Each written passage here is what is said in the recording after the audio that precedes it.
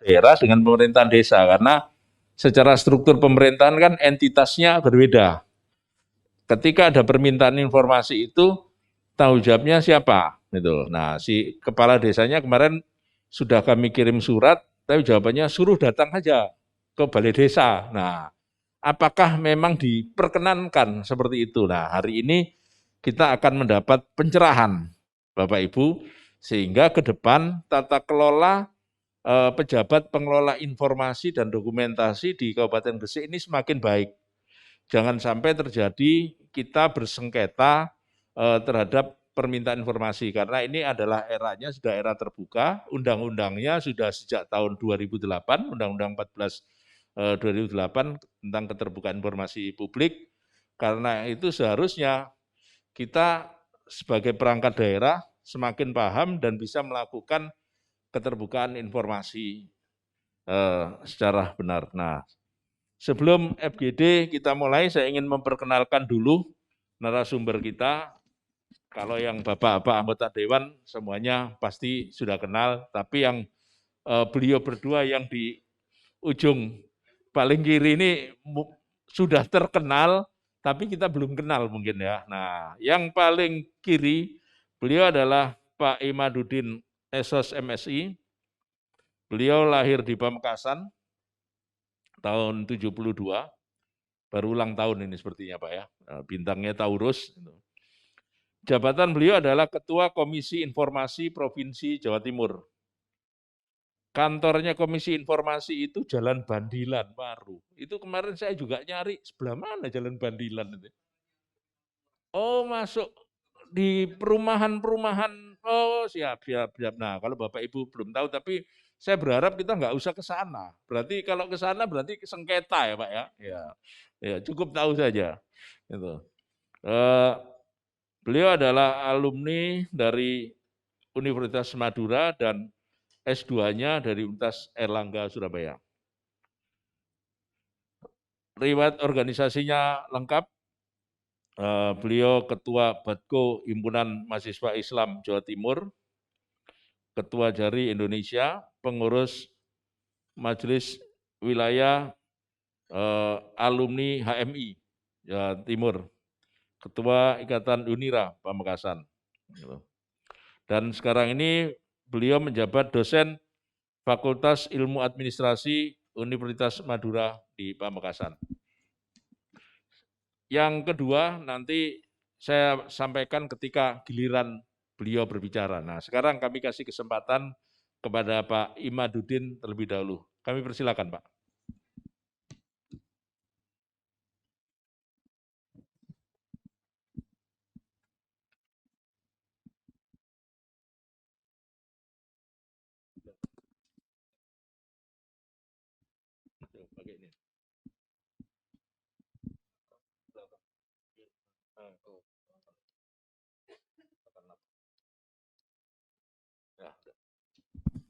Cek. Terima kasih. Assalamualaikum warahmatullahi wabarakatuh. Cek. Selamat pagi, salam sejahtera untuk kita semua.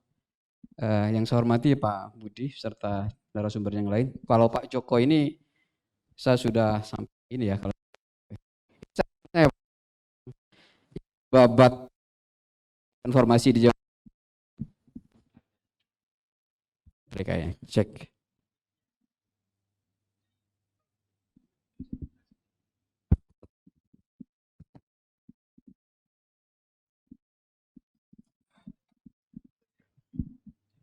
Cek. Baik, jadi saya sama Pak Joko ini merupakan komisioner Komisi Informasi di periode pertama. Jadi mulai pembentukan pertama itu Pak Joko Ketua Komisi Informasi. Jadi beliau ini yang sudah ikut merancang juga berkaitan dengan peraturan Komisi Informasi, karena dulu waktu melahirkan Perki 1 2010 itu posisi Komisi Informasi di provinsi masih 3 ya, masih 3 provinsi. Jawa Tengah, Jawa Timur, sama Kepri bukan? Kepri 3 ya berarti waktu itu posisi. Sehingga kemudian ini sebetulnya sekarang sudah masuk masa di mana kemudian peraturan Komisi Informasi itu sudah dilakukan evaluasi mestinya. Ini sudah masuk di ini, hanya tinggal diundangkan aja. Jadi draftnya sudah masuk, kemarin sudah dibahas di tingkatan nasional. Jadi sudah masuk katanya di Kementerian Hukum dan HAM untuk penomoran untuk nanti diundangkan. Nah, kaitan dengan FGD ini karena fokusnya lebih kepada evaluasi PPID ya, kaitan dengan ini. Jadi saya mencoba menggambarkan temuan fakta berkaitan dengan PPID dan problematikanya dan permasalahan yang dihadapi. Dan Gresik ini mungkin termasuk yang telat ya dalam pembentukan PPID-nya. Karena waktu di tahun 2019 ketika 2020 awal ya, ketika ada salah satu OPD yang bersengketa di Komisi Informasi, itu menyatakan tidak tahu PPID dan belum ada. Jadi termasuk yang agak terlambat. Mungkin masuk kesalahan kita juga ya mungkin ya. Tidak segera mempush Gresik untuk membentuk PPID. Atau mungkin karena Gresik memang tidak terlalu butuh PPID karena sudah terbuka mungkin ya gitu. Nah, dalam temuan kami di Komisi Informasi kaitan dengan PPID ini, kami memotretnya dalam perspektif monitoring dan evaluasi Komisi Informasi yang kami lakukan di tahun 2020 kemarin, dan juga dalam potret perspektif sengketa informasi. Jadi saya boleh berdiri ya, karena FGD biasanya tidak identik dengan ngajar. Oh, di situ nggak kelihatan soalnya. Baik, nah ini ada perspektifnya dua yang kita teropong. Jadi pertama perspektif dalam monitoring evaluasi yang kita lakukan, karena Komisi Informasi dalam setiap tahun mengadakan evaluasi terhadap badan publik PPID baik di tingkat provinsi maupun kabupaten kota. Nah, di situ kita menemukan beberapa problem berkaitan dengan kasus-kasus yang dialami oleh PPID di masing-masing kabupaten kota terutama. Kemudian tinjauan yang kedua adalah dalam perspektif sengketa informasi. Lanjut ke poin berikutnya, biar kita lihat bersama-sama.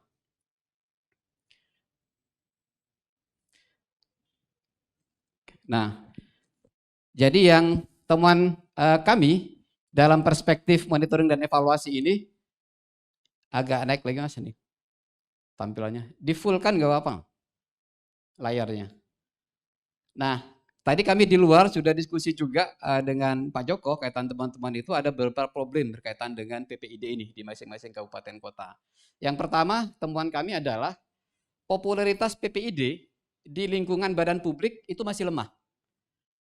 Jadi keberadaan PPID di badan publik pemerintah itu masih lemah. Ada di beberapa kabupaten yang kita temui ketika kita datang ke salah satu instansi, nanya PPID, mereka tidak kenal, tidak tahu apa itu PPID. Ketika kita jelaskan bahwa PPID itu tempat di mana kemudian masyarakat bisa mengakses informasi, meminta informasi. Oh kalau itu adanya di ini Pak, katanya di Kominfo. Padahal kita sudah di Kominfo. Tapi kemudian dia tidak kenal di bagian front office. Berarti keberadaan PPID ini tidak populer. Ternyata PPID-nya waktu itu posisinya ada di lantai 2 dan itu ruangan salah satu bidang nempel di situ. Nah, oleh karena itu kemudian ketika popularitas PPID ini rendah, maka itu juga akan berdampak kepada pemahaman masyarakat terhadap keterbukaan informasi. Sehingga masyarakat yang ingin mengakses informasi itu kemudian menjadi terkendala. Karena kalau tidak berpengalaman, karena kami yang lakukan ini, kami lakukan dalam monitoring evaluasi itu kemarin dalam bentuk misteri guest. Jadi saya datang langsung ke tempat PPID itu, sehingga kami tahu persis ketika kami menanyakan dan mereka tidak tahu tentang brand PPID. Nah di situ juga kami melakukan edukasi kepada PPID-nya agar terutama di jajaran lingkungan di mana PPID itu berada, PPID seharusnya dipopulerkan sehingga mereka tidak asing dengan istilah PPID. Jadi kalau mau ada yang menanyakan PPID bisa langsung diarahkan. Padahal sebetulnya PPID itu kan sudah seperti yang Pak Budi sampaikan sudah sejak tahun 2008 undang-undangnya dilahirkan. 2010 sudah efektif, mestinya sudah cukup familiar, terutama di instansi pemerintah. Ternyata ini masih ada di beberapa kabupaten kota yang tidak menemukan itu. Itu problemnya. Nanti bisa dijadikan catatan untuk di Pemkab Gresik. Kemudian yang kedua, temuan kami adalah adanya problem koordinasi dalam layanan informasi. Nah, problem ini ditemukan karena lagi-lagi ada instabilitas struktur PPID di kabupaten kota. Ada yang sudah mengacu kepada Permendagri 3/2017 ya, yang mengatur tentang kemudian PPID utama itu setara dengan eselon 3 posisinya. Sementara dia tugasnya juga mengkoordinasikan dengan OPD-OPD, di mana OPD-OPD itu juga secara eselonisasi di atasnya. Sehingga keluhannya adalah kami kesulitan Mbak ketika berkoordinasi dengan OPD karena secara eselonisasi dia lebih tinggi. Jadi kesannya minder lah sebetulnya.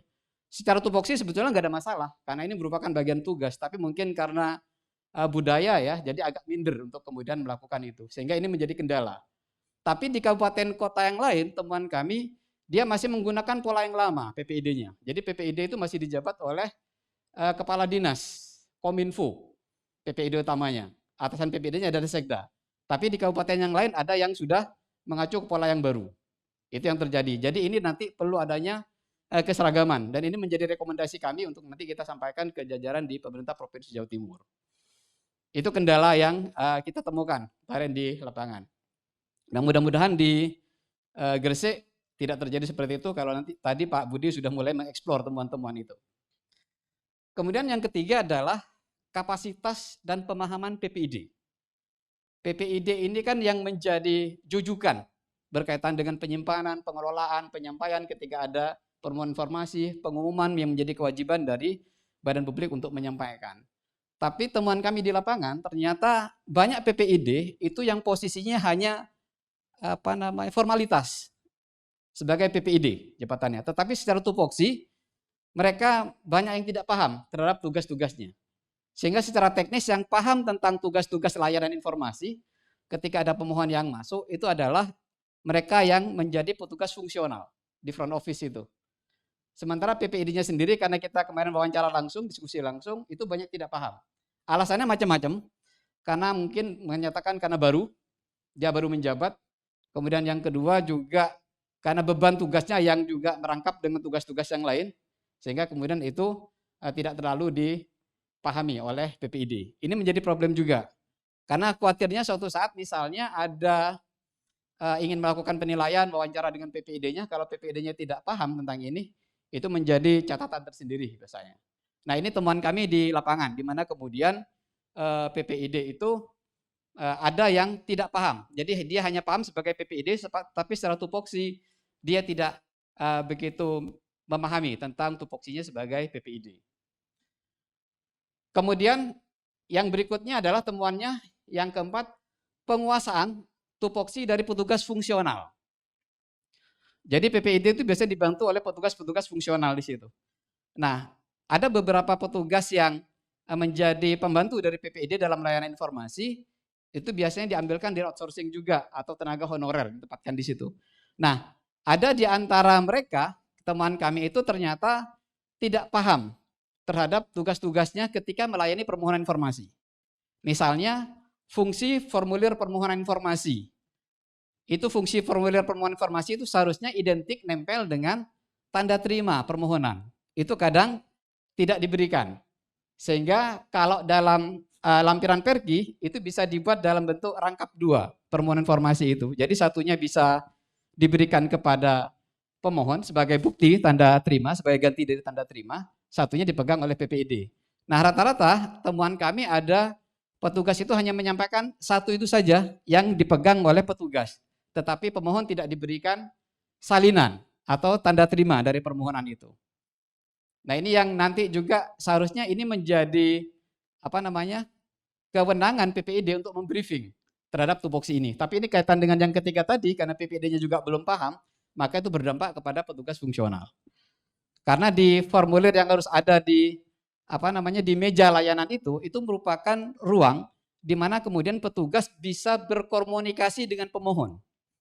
Sebelum dilakukan proses registrasi permohonan, maka ruang itu bisa dijadikan ruang dialog dengan pemohon. Misalnya yang akan dimohon itu dalam bentuk soft atau hard copy misalnya. Misalnya nanti akan dikirimkan atau akan diambil misalnya. Kemudian kalau ada apa-apa saya harus menghubungi siapa. Nah itu beruang untuk kemudian membangun dialog dengan pihak pemohon informasi. Jangan sampai kemudian ketika sudah diregister ada kesulitan untuk mengimplementasikan dari permohonan informasi itu kepada pemohon. Misalnya tiba-tiba Alasannya mungkin karena nomor telepon yang dihubungi itu tidak bisa, nomor telepon pemohon misalnya.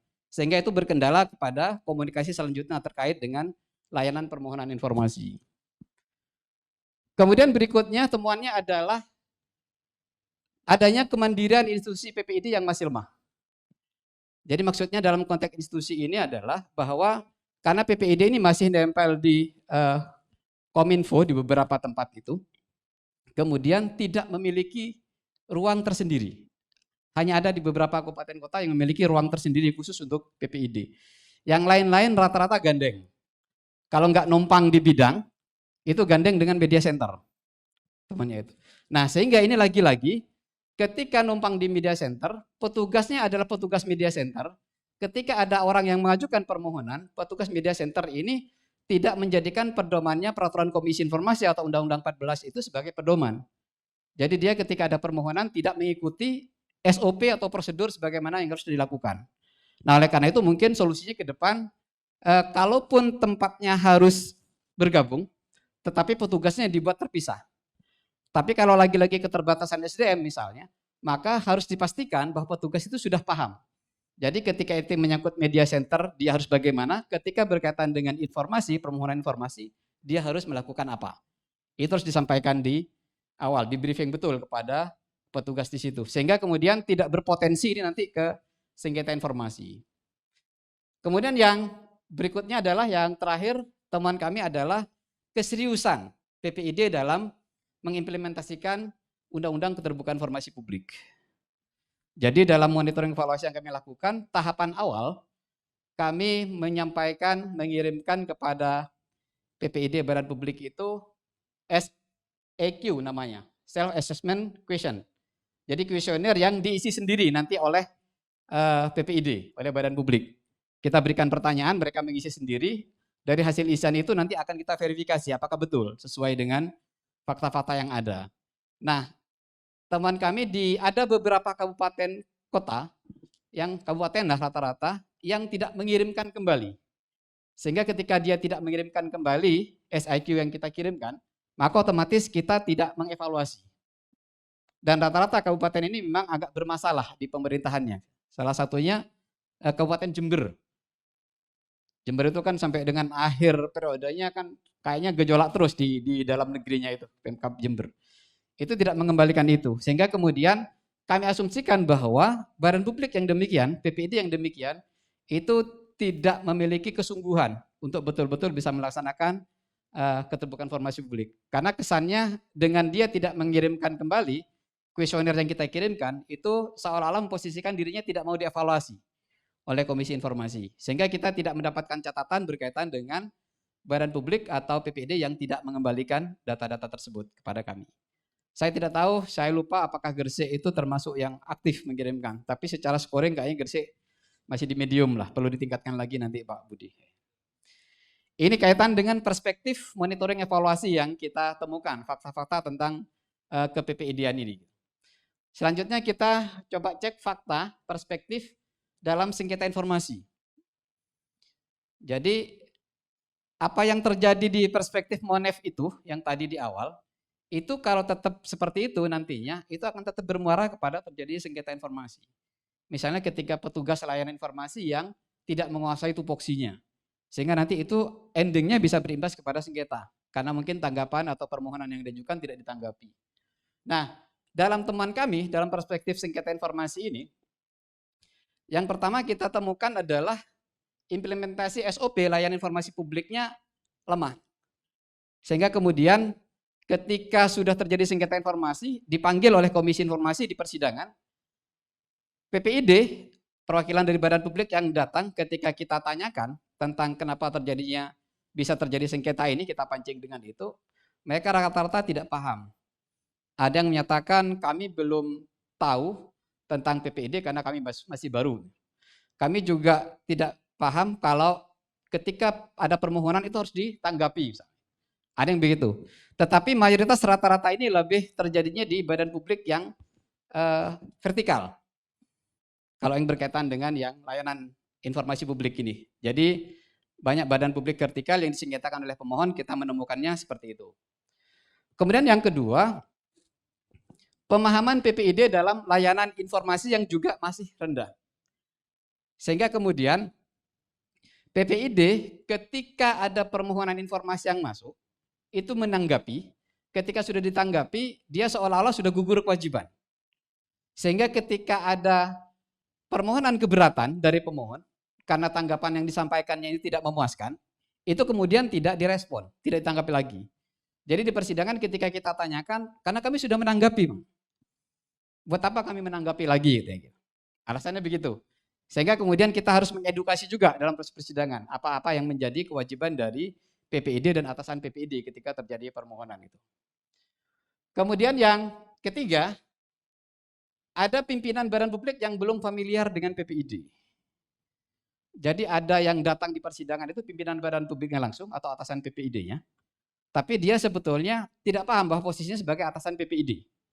Jadi dia hadir karena menerima panggilan dari Komisi Informasi, kemudian dia datang sebagai pimpinan dari badan publik. Ketika kita tanya tentang kewajiban-kewajiban PPID, kenapa ini tidak ditanggapi, permohonan keberatan, dia menyatakan, mohon maaf kami baru dengar sekarang ini PPID. Jadi alasannya karena lagi-lagi disampaikan dia baru mutasi dari daerah lain. Situ. Sehingga merasa tidak familiar. Artinya saya berpikirnya kalau itu sebatas alibi aja yang disampaikan. Mestinya ketika terjadi permohonan sengketa informasi sudah dilakukan panggilan, ada ruang untuk diskusi dengan bawahannya kan mestinya. Sehingga bisa jadi bawahannya sudah bisa menyampaikan tentang hal-hal yang menjadi kewajibannya. Tapi ini tidak terjadi. Sehingga ketika datang itu seolah-olah blank. Jadi otomatis ketika dia posisinya blank, maka kita masih memberikan kesempatan untuk kemudian setelah diedukasi untuk menindaklanjuti kaitan dengan faktor kenapa kemudian badan publik tersebut disengketakan. Baru kemudian temuan berikutnya, ini temuan di persidangan ya, waktu kita sidang itu kita panggil pemohon dan termohon. Jadi temuannya ada seperti ini di lapangan. Kemudian ada PPID yang belum memahami teknis klasifikasi dan uji konsekuensi informasi yang dikecualikan. Jadi ada rata-rata sengketa yang masuk ke Komisi Informasi itu alasannya adalah karena informasi yang dimohon masuk kategori informasi yang dikecualikan. Padahal ketentuan dalam peraturan Komisi Informasi maupun dari Undang-Undang KIP, ketika badan publik menyampaikan bahwa informasi yang dimohon adalah informasi yang dikecualikan, maka dia harus membuat pertimbangan tertulis dalam bentuk uji konsekuensi. Jadi dasar-dasar pengecualiannya itu apa? Sehingga kemudian bisa diketahui alasan pengecualiannya. Karena dengan lahirnya Undang-Undang KIP ini tidak boleh lagi badan publik menjadikan alasan atau perahasiaan sebuah informasi hanya berdasarkan kelaziman atau kebiasaan. Misalnya kalau ini Pak dari dulu memang tidak boleh, misalnya, tidak boleh begitu lagi. Tapi harus ada parameter dan dasar-dasar yang terukur.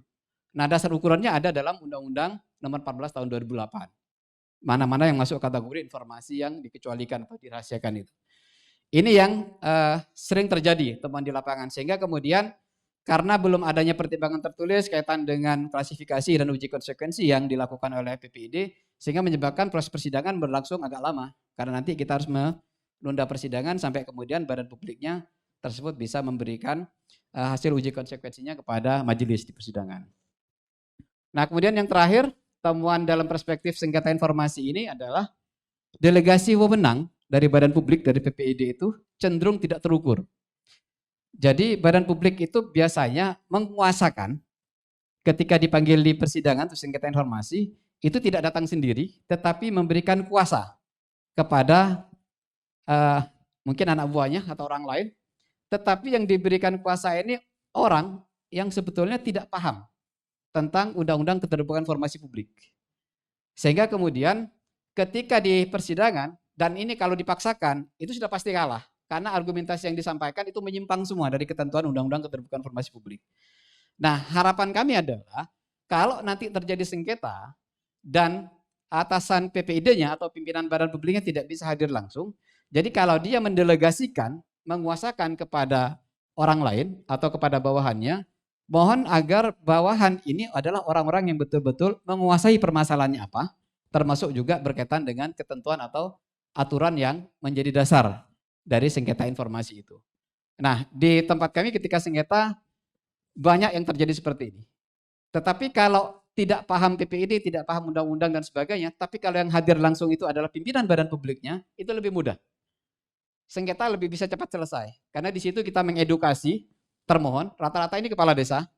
Ada banyak kepala desa yang memang betul-betul ketika dipanggil, dia datang sendiri dan menyatakan, kami baru tahu Pak, kalau ada yang namanya PPID, kalau ada undang-undang ini. Karena kalau kami tahu ada undang-undang ini, ada aturannya, kami bisa berikan semua. Karena di kami tidak ada yang ditutup-tutupi. Ada yang begitu. Sehingga kemudian kalau kita bisa mengedukasi secara langsung dan kebetulan pimpinan badan publiknya adalah orang yang memang tidak niko-niko, mungkin akan lebih mudah menyelesaikannya. Saya kira ini beberapa temuan kondisi lapangan, ini bisa dijadikan potret bersama oleh Pemkab Gresik, sehingga kemudian ini bisa menjadi semacam kontribusi untuk kemudian menutupi celah. Kalau misalnya nanti ada kegiatan lebih lanjut atau briefing pendalaman terhadap PPID di Pemkab Gresik ini. Saya kira ini pengantar dari saya. Terima kasih, saya kembalikan kepada moderator. Tangan dong, biar tidak tegang mendengar PPID. Ya, begitu ngomong sengketa itu Pak membuat kita tegang gitu ya, karena ada beberapa hal gitu. Nah, tapi pertanyaannya di keep aja dulu, kita dengar narasumber kedua baru, karena ini sifatnya diskusi panel Bapak Ibu. Nah, baru nanti selanjutnya Pak Haji Joko Tetuko Abdul Latif MSI, beliau ini lahir di Sidoarjo. Ini Mei juga, berarti kemarin Bapak ulang tahun ya. Selamat ulang tahun Pak Joko. Usia ke-57 ya Pak. Nah, ini kadonya itu ya. Jadi pas ini itu. Beliau lahir di Banjarmasin. Istrinya yang lahir di Banjarmasin. Nah, Pak Jokonya lahir di Sidoarjo. Gitu. Ya.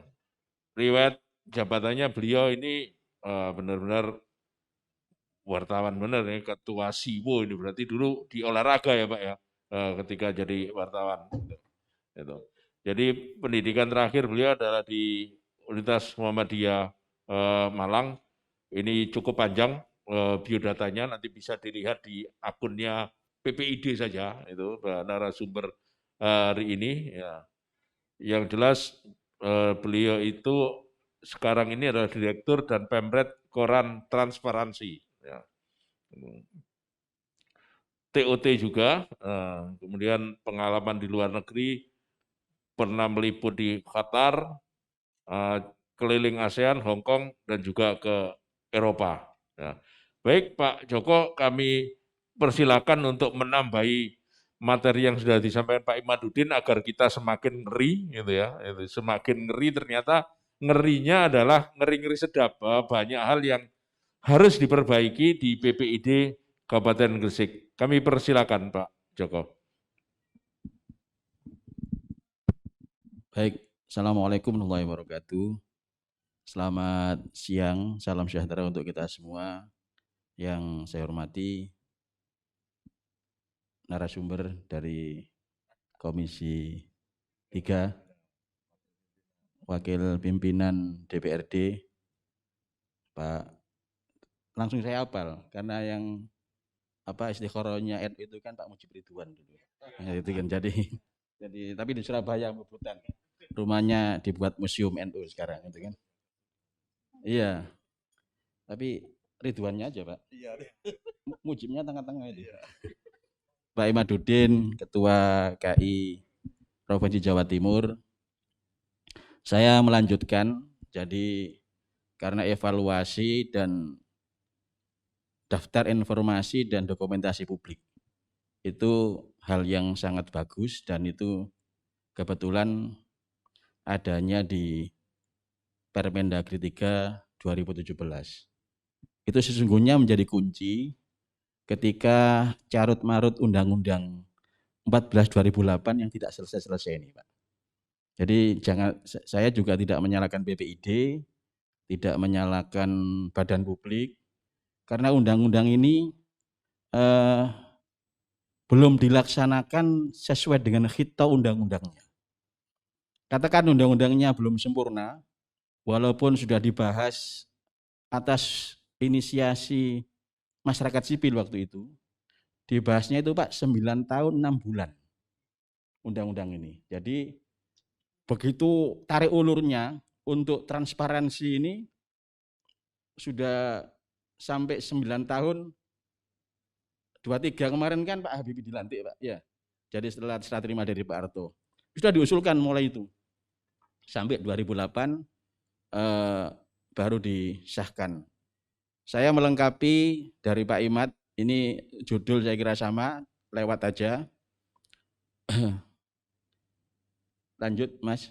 Terus itu dasar hukum nanti dibaca aja kayak yang disampaikan Pak Budi, moderator, sekaligus sudah mencicipi PID di Humas dan baik. Lanjut Mas, masih.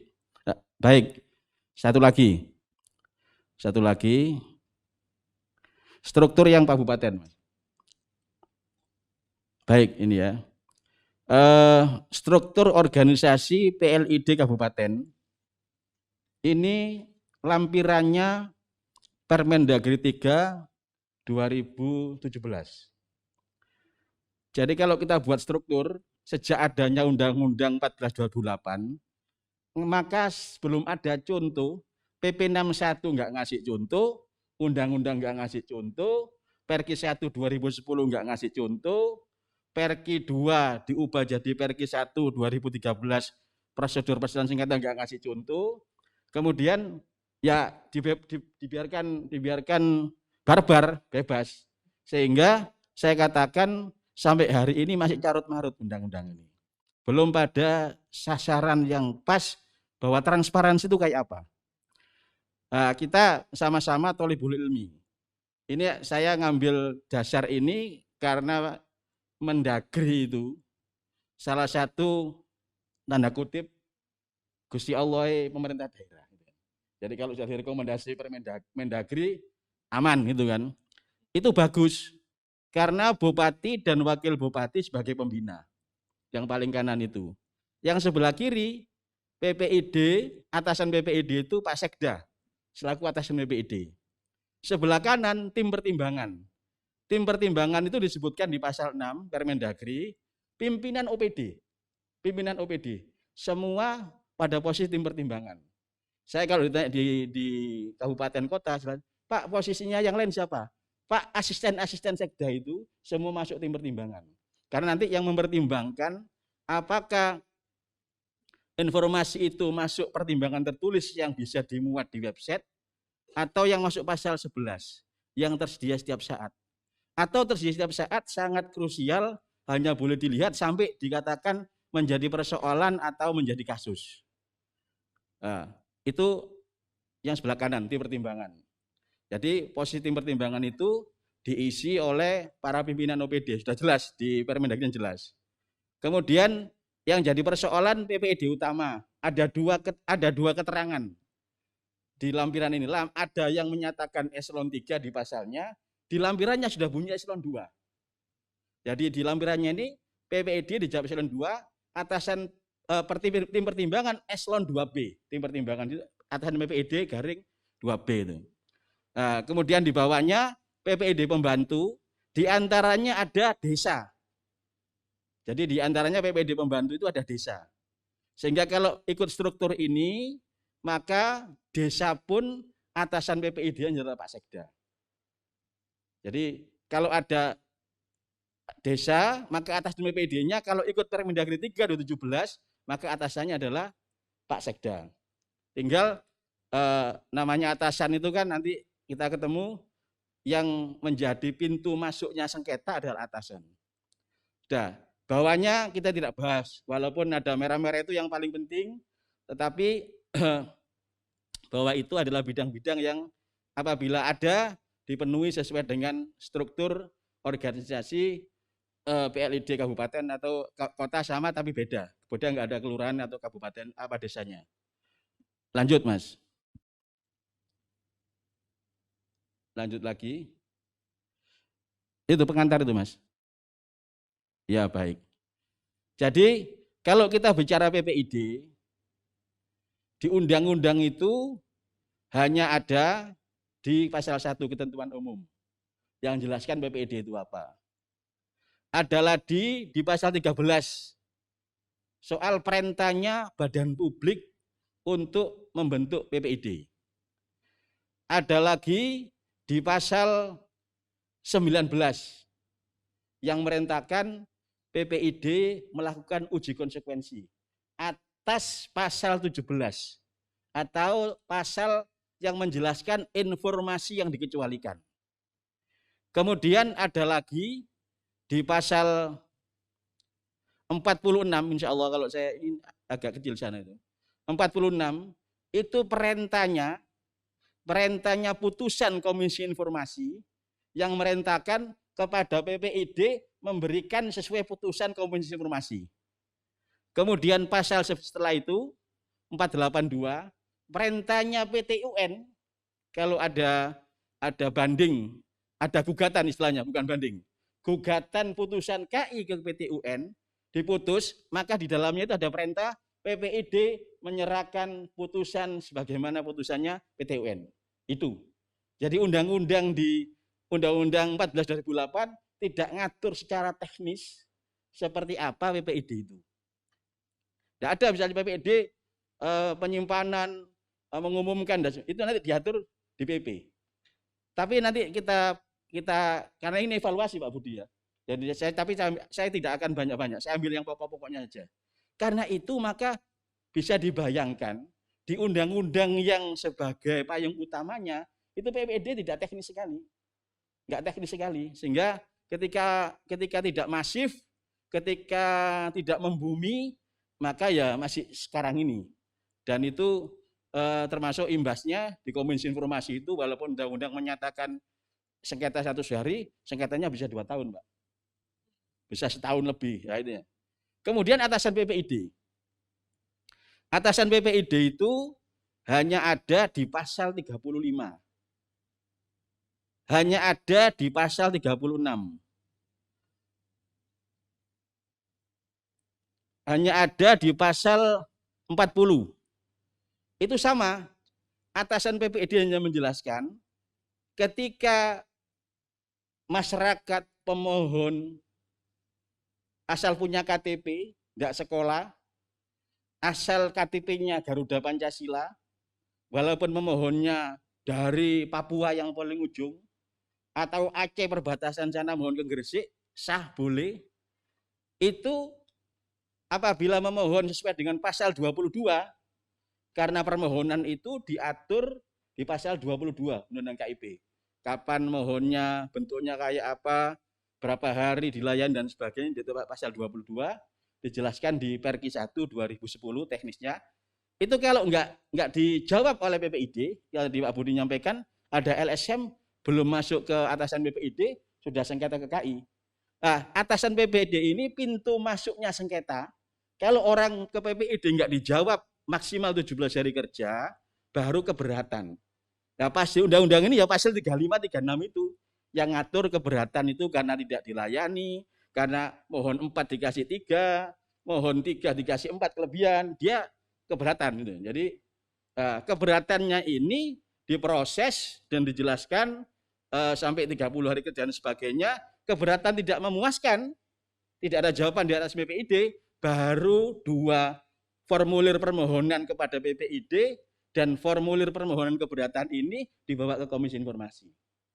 Persoalannya di dalam undang-undang hanya bunyi seperti ini, tidak ada teknis kayak apa koordinasinya PPID, atasan PPID. Yang ada di Permendagri 3 tadi, di tim pertimbangan, tetapi secara teknis juga belum diatur lagi. Nah, kita ngambil. Loh, kalau gitu kalau membuat gimana? Untungnya ada di pasal 2 sama pasal 4, PP 61 2010 menyatakan bahwa yang mengesahkan uji konsekuensi dan klasifikasi itu pimpinan badan publik diketahui oleh atasannya. Sehingga kalau PPID diketahui atasan OPD-nya. PPID utama diketahui oleh atasan PPID-nya. Itu evaluasi bahwa PPID dan atasan PPID yang seperti itu. Jadi kalau masih membingungkan, ya enggak apa-apa, karena memang situasinya membingungkan. Sehingga tadi kalau kita, Pak Mujib tadi sudah rasan-rasan, gimana kalau dibuat perda? Sangat setuju saya. Bahkan nanti kalau perdanya Gresik ini luar biasa bagus, bisa jadi percontohan. Supaya tidak membuat kebingungan ketika orang kita ini mau membuka tapi tidak jelas. Gitu ya. Kemudian dua lembaga ini, PPID atas dan PPID, itu kan tugasnya sebagai badan publik. Sesuai dengan pasal 13. Melaksanakan semua perintah kewajiban badan publik. Badan publik diatur hak dan kewajibannya di pasal 6 dan pasal 7. Pasal 6 itu bagaimana menolak hal-hal yang terkait dengan informasi yang dikecualikan pribadi, negara, dan sebagainya. Pasal 7 kewajiban-kewajiban. Pasal 7 ini, Pak Imadu tadi menyampaikan, undang-undang ini sudah tua. 2008, 2010 dipraktekkan. Sampai hari ini, pasal 7 ini tidak ada pedomannya. Sampai hari ini, pasal 7 perintah pertimbangan tertulis untuk melakukan klasifikasi tidak ada pedomannya. Saya waktu ketua dan wakil ketuanya Pak Imad, periode pertama sudah mengusulkan membedah pasal 7 karena itu perintahnya pertimbangan tertulis. Pasal perintah pertimbangan tertulis di pasal 7. Itu kalau tidak dibedah, bagaimana orang buat pertimbangan tertulis kan di sana yang boleh di website seperti ini. Oh, pasal 9 informasi wajib diumumkan secara berkala. Kayak apa itu? Sudah disebutkan organisasi, struktur, jabatan, alamat, program kerja, berbasis neraca, arus kas, tapi tidak ada contohnya. Tidak ada pedomannya. Provinsi Bali, Jawa Timur, Nusa Tenggara, Sumatera, beda-beda semua. Sesuai dengan kemauannya sendiri-sendiri. Nah, padahal ini perlu pedoman karena sudah diperintah oleh pasal 7. Nah, inilah yang tadi saya kaitkan sedikit dengan materi yang dikasihkan Gresik, evaluasi PPID dan DIDP. DIDP itu daftar informasi dan dokumentasi publik, versinya Permendagri, versinya Perki, daftar informasi publik, versinya undang-undang tidak ada. Pasal 11 hanya membunyikan seluruh informasi publik, pasal 11. Nanti dilihat di pasal 11, informasi wajib setiap saat itu hanya di ayat 2-nya seluruh informasi publik. Jadi tidak ada tulisan daftar informasi publik dengan contohnya. Perki menyebutkan, PP tidak menyebutkan, Permendagri melengkapi karena apa? Sengketa selama saya di KI dan mengikuti sengketa yang di KI, yang diminta bukan informasinya. Yang diminta dokumentasinya rata-rata. Dan itu tidak disebutkan.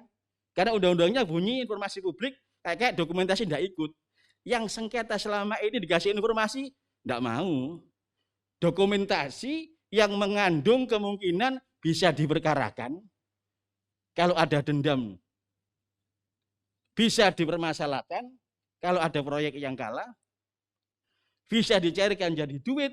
Kalau itu ada sasaran tembak. Nah ini jadi persoalan. Nah, supaya apa? Dengan pertimbangan tertulis nanti, DIDP ini penting. Saya ngasih contoh nanti dibaca saja. Ada sudah saya bagi di sana, Mas itu apa? Displitkan sedikit Mas, yang ada daftar informasi itu. Bukan di materi satunya. Saya bedakan memang. Karena saya mikir tadi agak FGD, agak debat-debat gitu kan. Jadi enak gitu. Ya ini. Ini aslinya dari lampiran Perki 1 2010 tentang daftar informasi publik. Bukan ini kalau ini SOP-nya. Bukan Mas, yang tadi yang satu benar. Ini SOP nanti dipakai teman-teman kalau waktunya cukup, karena kan FGD kan nanti susunannya apa sudah saya siapkan untuk kalau kita debat enak Pak Mujib, tapi kan enggak apa-apa nanti kan bisa lain waktu. Nah, dibesarkan. Ini aslinya. Kalau kita nerjemahkan yang tadi, kewajibannya, haknya pasal 6, badan publik itu, kewajibannya pasal 7, melakukan pertimbangan tertulis, maka lanjut di halaman berikutnya. Saya kasih contoh bahwa OPD itu bisa sempurna, bisa enak dia, bisa dari tahun anggaran 2001 begini. Dari DPA-nya itu, kalau yang anggarannya tingkat 2, DPA tingkat 1 kalau ada kucuran anggaran tingkat 1, Puskesmas, Dinas Kesehatan, Pendidikan, juga DIPA kalau anggarannya menyangkut anggaran pusat APBN, maka tidak dibuat pasal 9 itu dari DPA saya itu kira-kira yang berkala apa saja informasinya. Yang bisa diumumkan secara berkala. Program kerjanya apa, ininya apa, dimuat. Dari program itu yang kira-kira dapat ditaruh di website apa, baru dikasih tanda. Yang tidak taruh di website berarti tersedia saja, taruh di bawahnya. Dipisahkan dari awal, Pak. Nah, ini pekerjaannya PPID. Lanjut, Mas. Demikian juga membuat daftar informasi untuk informasi yang berkaitan serta-merta. Kira-kira di DPA dan kasus yang selama ini berjalan apa saja. Oh, berasnya pengaduan. Oh, jalan lubang. Oh, ada pengumuman penyakit kayak sekarang pandemi. Oh, DB naik lagi. Kayak apa pengumumannya? Oh, ada gempa Blitar. Kayak apa pengumumannya? Karena di antara itu tidak semua diumumkan di website. Anggarannya tidak mungkin dulu. Karena nunggu diperiksa inspektorat sama BPK. Data-data pendukung tidak semua dilampirkan. Berarti ada daftar informasi yang bisa dinaikkan di website, ada yang tidak dinaikkan. Terbuka, tapi tidak bisa sekonyong-konyong dinaikkan. Terdaftar rapi. Lanjut, Mas. Kemudian pasal 11, informasi yang wajib tersedia setiap saat. Produk informasi yang wajib disediakan setiap saat itu apa saja di situ. Karena di setiap saat itu tidak semua ketika orang datang bisa dikopikan. Oh, ini masalah keuangan yang butuh nanti diperiksa setahun sesuai dengan Undang Keuangan pasal 31 untuk kabupaten. Setelah diperiksa dapat opini dari BPK, maka sesuai perintah yang membuat arsip itu, apakah boleh diberikan pada pemohon sesuai dengan ketentuannya atau tidak. Nah, kemudian informasi berdasarkan permohonan. Oh, kok nggak atur di KI, nggak diatur, nggak diatur, ada orang mohon seperti ini. Pernah di ACC, dimasukkan daftarnya. Informasi berdasarkan putusan KI, putusan PT UN, putusan kasasi dari MA, dimasukkan. Yang terakhir tidak masuk daftar tapi dibuat daftar informasi dan dokumentasi publik yang dikecualikan sesuai pasal 17. Uji konsekuensinya, uji konsekuensi kepentingan publik sesuai dengan pasal 2 ayat 4 dibuat lagi uji konsekuensi berdasarkan kepentingan publik. Dasarnya mana? Pasal 2 ayat 4 dibuat semua daftarnya. Kalau OPD mulai Januari, itu kalau sudah terbiasa, Maret selesai, Pak. PPID tinggal tunggu-tunggu. Ada orang mohon, sama ini mohon apa? Oh, ini masuk yang dikecualikan. Ini masuk bisa diumumkan sama di website. Ini bisa difotokopi, ini tidak sama bisa lihat. Tertata semua, Pak. Cuma pedoman ini belum dibuat. Sehingga orang dibuat di UDE, Pak. Kalau lihat sengketa di KI, sakno, Pak. Kasihan. Badan Publik kasihan. Pasti apa? Satu yang disampaikan Pak Imat tadi, PPID apa, Pak? Enggak ngerti saya, baru dipindah. Kalau enggak, sudah tahu PPID lama, Pak sama Pak Sekda, terus pokoknya apa ono ya gitu. Jadi bukan wacana keilmuan, tapi wacana bahwa orang tidak dibuat mengerti. Nah, inilah yang tadi pada pengantar ada masih tadi, Mas. Saya supaya ini melek sedikit yang tadi atasnya ini. Pengantar tadi, Mas. Atasnya ini, Mas.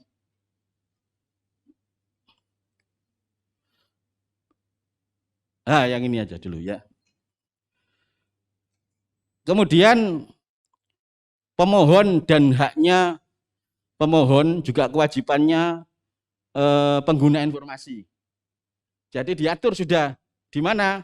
Di pasal 4 sama pasal 5. Pemohon itu apa sih, haknya apa saja? Dia bisa menggunakan akses itu kayak apa?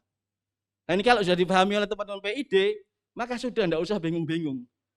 Ini akan menjadi pemohon yang lunak.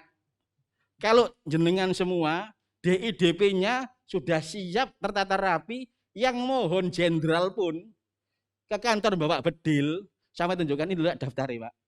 Yang sudah dimuat ini, yang boleh saman kopi ini, yang enggak ini. Selesai. Saman sengketa ke KI. Walaupun didatangkan 10 kali sengketa, Pak Majelis ini saya nyatakan di website boleh, ini enggak dasarnya ini dan sebagainya. Majelis enggak usah mikir lama-lama. Didok, oh ini yang boleh diberikan, ini tidak dikecualikan karena sudah tersedia semua. Undang-undangnya sudah ngasih, pedomannya sudah sampai hari ini belum ada. Kecuali nanti Pak Imad bilang ada, mungkin saya yang tidak tahu. Sementara ini tidak ada, gitu kan.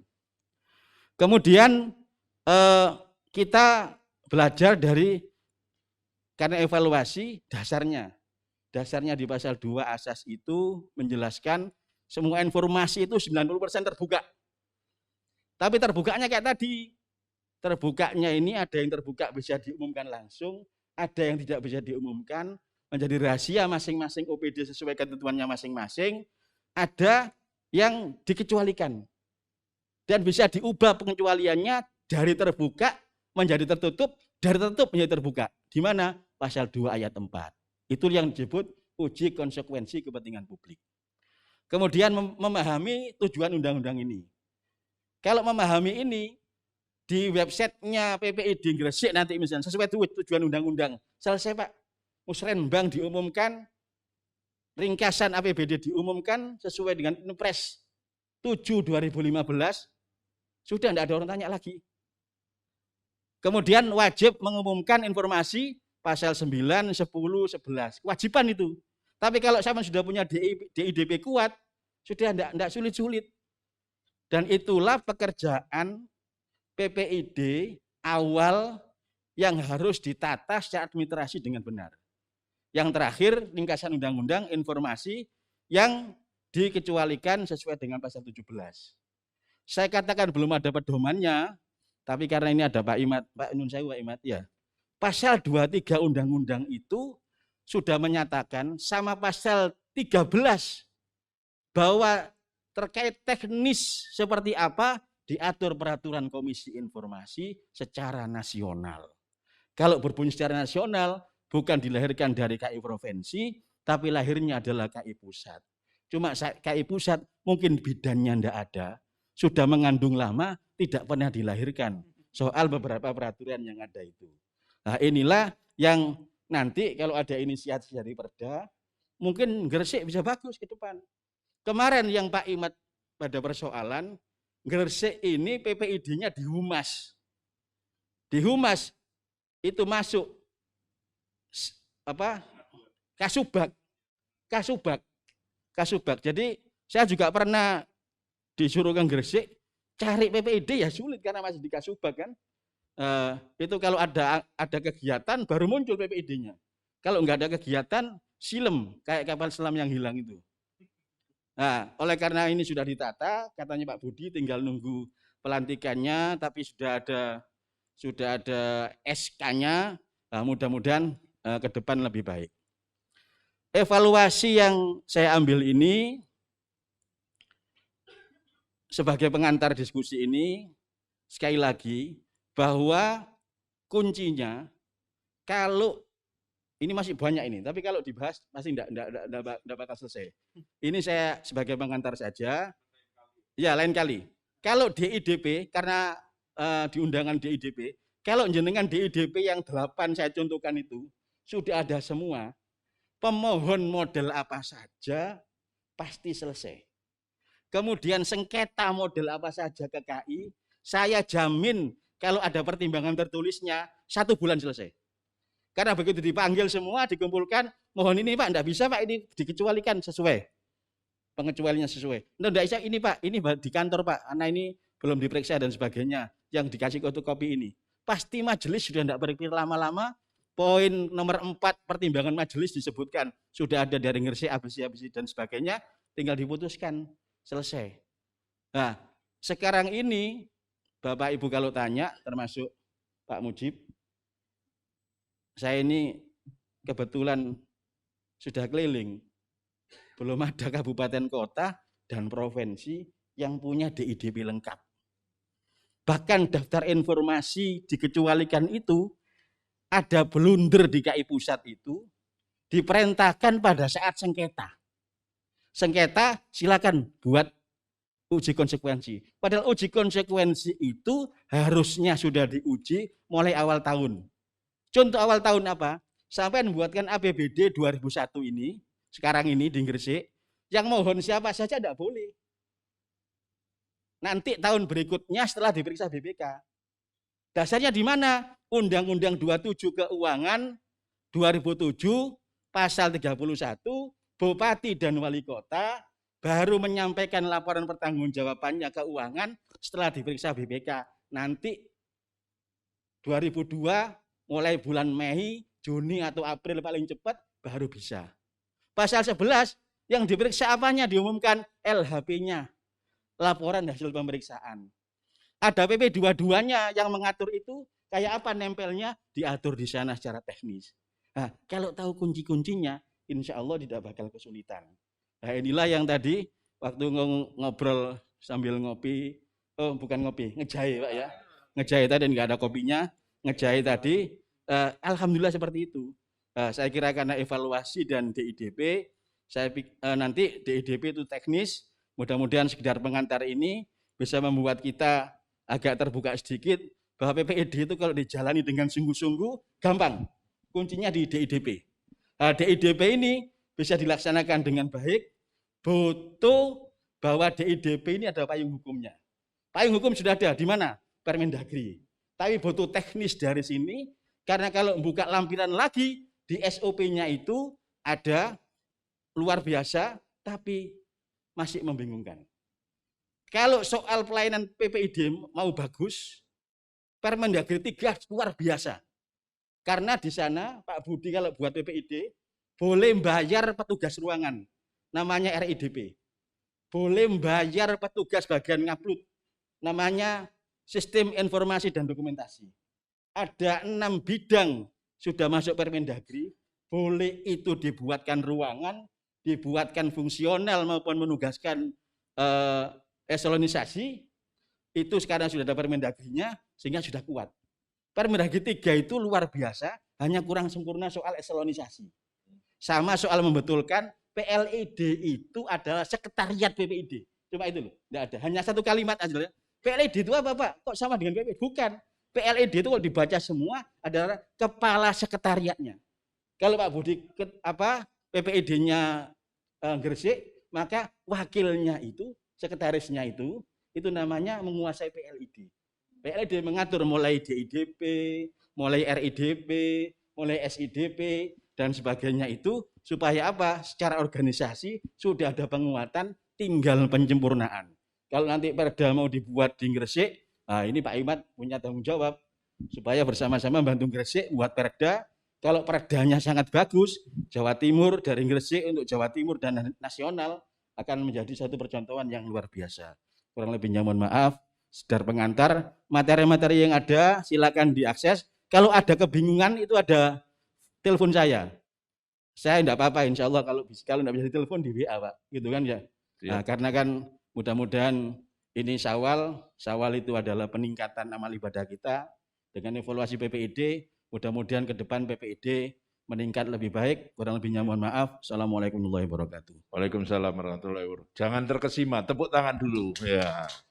Jadi yang disampaikan itu tadi materinya padat, cepat. Jadi mumet juga itu ya, mumet juga. Jadi beberapa hal sebelum nanti ke perda beliau yang membidangi, karena memang seperti yang disampaikan dari Pak Imaduddin, dari Pak Joko Tetuka, memang kita perlu pedoman teknis, perlu diatur. Tadi yang saya catat itu kan DIDP, Daftar Informasi Dokumentasi Publik. Bedone informasi dan dokumentasi, nah itu yang harus kita jabarkan. Ternyata kan harus disusun daftarnya. Nah, bukti keseriusannya Pak Imaduddin, jadi Pemkab Gresik insya Allah serius Pak untuk PPID tahun ini. Pak Bupati kemarin tanggal 25 Februari sudah menetapkan keputusan Bupati nomor 043/108/HK/437.12/2021 tentang pejabat pengelola pelayanan informasi dan dokumentasi pemerintah Kabupaten Gresik. Dan memang ini berbeda dengan yang Permendagri tadi Pak, itu yang kita anukan memang PPID-nya ketuanya ditunjuk Kadiskominfo.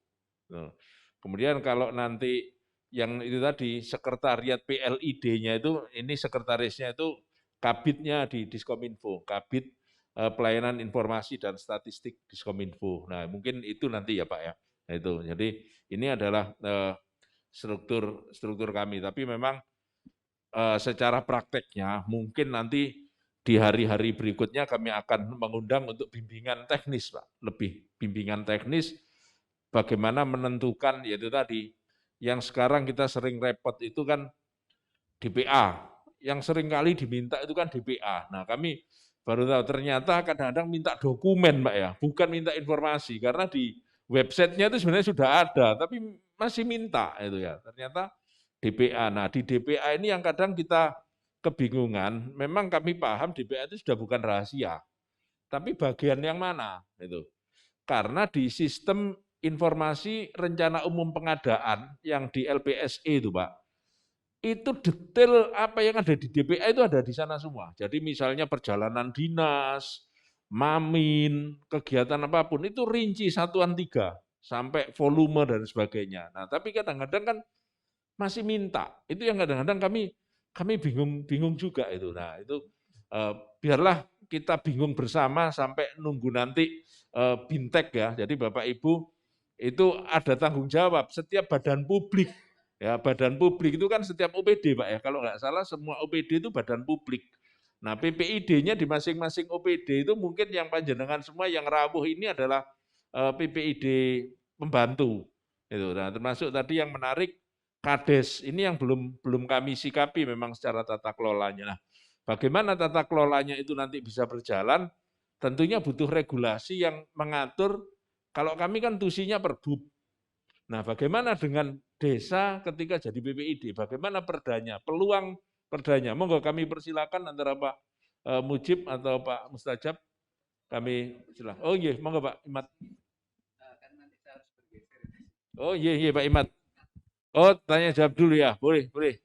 Karena Pak Imaduddin ya akan ada acara. Monggo yang ingin bertanya, kami persilakan. Silakan. Ya, kita selesaikan dulu. Terima kasih, tapi sudah tahu. Ini sudah PPID semua ya nanti? Ya, ini PPID dari OPD, Pak. Sebagian ada di Zoom juga. Ya, yang pakaian kaki ini OPD, Pak. Ya. Yang di Zoom meeting coba dibuka. Jadi OPD juga ikut Zoom meeting, Pak. Ya. Monggo yang ingin bertanya. Ya, mumpung ada Pak Joko Tetuko.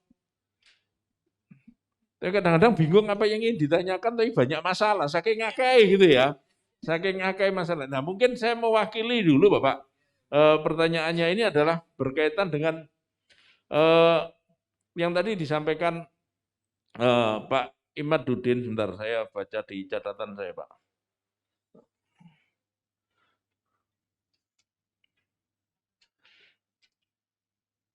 Tanda terima register, gitu Pak ya. Nah, ini tanda terima register. Ketika mereka juga datang di PPID pembantu, kan kadang-kadang pemohon informasi itu kan datangnya tidak hanya ke PPID utama. Boleh enggak dia langsung ke badan publik yang bersangkutan tanpa melalui PPID? Kan ada juga permohonan seperti yang kemarin itu bagian Kesra, Dinas Tenaga Kerja, terus Dinas Pendidikan, itu didatangi oleh lembaga yang sama termasuk ke Diskominfo. Tapi materi yang diminta beda-beda. Nah, bagaimana prosedur untuk yang di OPD? Apakah harus ada yang menjawab ke Kominfo dulu gitu? Atau dijawab dulu, itu yang pertama. Kemudian yang kedua, Sekda itu kan atasan PPID utama. Kan tidak mungkin Pak Sekda langsung ketika ada keberatan terhadap jawaban dari PPID utama, misalnya Kominfo. Kira-kira kan tidak mungkin Pak Sekda yang langsung jawab. Menurut pengalaman Bapak di daerah lain, siapakah yang bertugas membantu mengadministrasikan ketika ada keberatan terhadap informasi yang sudah diberikan oleh PPID utama atau badan publik? Monggo Pak Imat. Ini pembuka saja, kalau nanti jenengan terinspirasi, monggo. Ya, baik. Tadi sebetulnya sudah dikupas oleh Pak Joko kaitan dengan itu. Nanti untuk yang kedua itu nyambung di yang struktur yang telah disampaikan Pak Joko tadi. Jadi atasan PPID itu kan ada pembina, kan ada tim pertimbangan. Nah, itu nanti di situ yang bisa berperan untuk membantu atasan PPID-nya. Tapi tetap untuk keluarnya, tanggapan itu tetap bernama atasan PPID. mengenai di dalamnya terjadi pertimbangan misalnya harus ini dan sebagainya, itu ada di tim pertimbangan yang merumuskan. Biasanya kalau di beberapa kabupaten kota itu dikonsultasikan dengan bagian hukum. Tapi produknya, outputnya, keluarnya itu tetap berbunyi atasan PPID. Pertimbangannya boleh dia menggunakan tim pertimbangan, kemudian mendatangkan dari bagian hukum dan sebagainya. Tapi karena perintah undang-undangnya adalah yang menanggapi, kewajiban menanggapi ketika ada keberatan atas permohonan itu adalah atasan PPID. Maka outputnya yang keluarnya itu adalah atasan PPID. Perkara nanti yang membahasnya di dalamnya dapurnya itu silahkan. Kayak tadi ada tim pertimbangan dan sebagainya memanggil OPD, Sekda boleh melakukan itu. Tapi outputnya kepada pemohon tetap bunyi atasan PPID. Sama dengan di PPID juga sama Pak. Ketika di PPID utama misalnya, belum tentu itu PPID utama yang bisa memikirkan itu. Karena PPID utama kan juga mungkin punya garapan lain. Nah, tim pertimbangan di situ yang nanti bisa membantu untuk memberikan jawaban-jawaban itu. Sama ke sana modelnya. Jadi tetap, tapi keluarnya tetap bernama PPID yang menanggapi permohonan. Karena kewajiban menanggapi itu dilakukan oleh PPID kalau permohonan. Tapi kalau keberatan adalah atasan PPID. Itu kronologisnya. Jadi tadi sudah digambarkan contoh struktur. Kenapa kemudian struktur itu menjadi penting agar kemudian atasan PPID itu tidak berjalan sendiri. Dia punya tim pertimbangan, tim ahli mungkin yang bisa memberikan gambaran tentang permohonan itu. Nah, kaitan dengan yang pertama, tadi pertanyaannya itu, ketika ada permohonan datang ke OPD.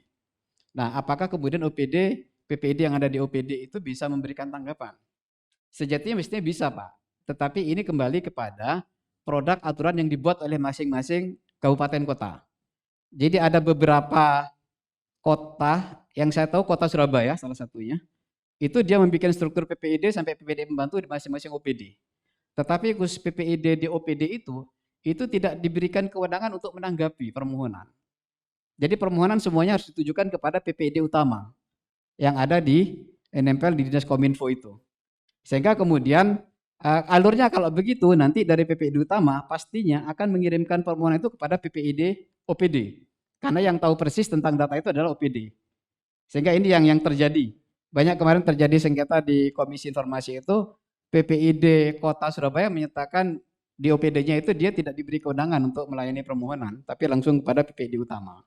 Nah, ada juga yang kemudian kabupaten mayoritas, termasuk juga Pemprov, itu memberikan kewenangan kepada OPD untuk menanggapi ketika ada permohonan. Jadi tidak perlu lagi masuk ke PPID utama yang ada di Diskominfo itu. Kayak misalnya begini, ada permohonan kepada Dinas Pertanian. Selama di Dinas Pertanian itu PPID-nya diberi kewenangan untuk menanggapi, itu bisa menanggapi permohonan itu. Batas waktunya sama, 10 hari kerja plus 7 kalau misalnya tidak masih membutuhkan waktu. Itu tanggapannya. Jadi kemudian karena ini kenapa kemudian yang kita sarankan agar di PPID pembantu itu juga diberikan kewenangan karena ini mengacu kepada asas permohonan informasi yang harus cepat gitu Pak. Jadi kalau kemudian permohonan informasi masuk kepada PPID pembantu OPD.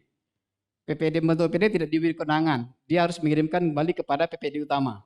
Dari PPID utama nanti akan kembali ke sini juga untuk menanggapi permohonan itu. Sehingga setelah ditangkap, diberikan materinya, dikembalikan kepada PPID utama baru kepada pemohon. Sehingga asas cepatnya itu menjadi terganggu.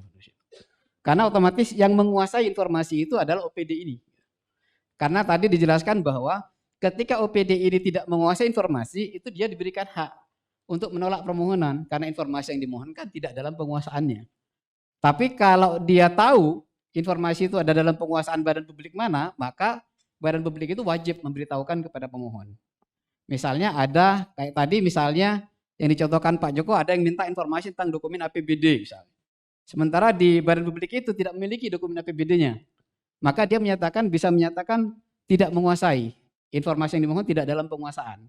Tapi kalau dia tahu, dia bisa menyampaikan informasi yang dimohon ada dalam penguasaannya, misalnya BKD misalnya, kalau di tempat lain kan Badan Keuangan Daerah, mungkin di sini apa istilahnya. Mungkin bisa disampaikan ke sana. Sehingga kemudian ketika diberitahukan begitu, pemohon akan mengajukan permohonannya kepada badan publik yang memang betul-betul menguasai permohonan itu. Jadi itu modelnya Pak.